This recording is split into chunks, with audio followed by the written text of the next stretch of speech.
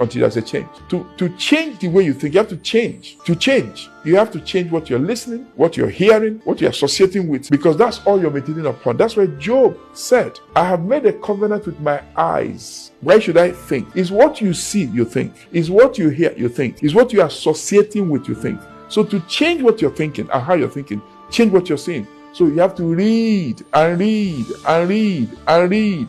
You have to read and read and read and read. If you are visual, you have to read. You have to find your strength. If you are locked up in traffic, don't just stay there. Turn your car into a school. Plug in the tape. Listen to the tape. Don't go to a meeting. Don't ever travel without books. Whether it's your device or physical book, don't go anywhere in life without what to read. Once you're waiting for somebody, pull out your book. Don't live an idle life. By the way, your time is your life, because God created time to create life. When you're wasting time, you're wasting life. When you're killing time, you're committing suicide. If you don't invest your time, you cannot reach your full potential. So you have to be a reader. Jesus asked the Pharisees who were troubling him. They came to him, they said, can a man divorce his wife for every cause? He said, have you never read? You're asking foolish questions because you don't read. You don't go to seminar. If you go to seminar, you expand your knowledge. Listen, the reason why you should expand your knowledge, the reason why people go to business school, it's not whether you graduate on top of the class. To change your mindset, and you will never be the same again.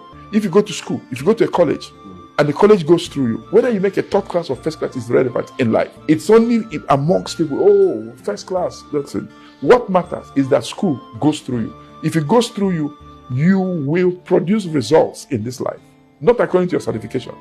So to develop an Olympic mindset is first change your mindset by going through the process, and then you have to go the extra mile to make sure that in this life, you're not doing something you're managing. Because you are not likely to become an Olympic player if you're doing something you're struggling with.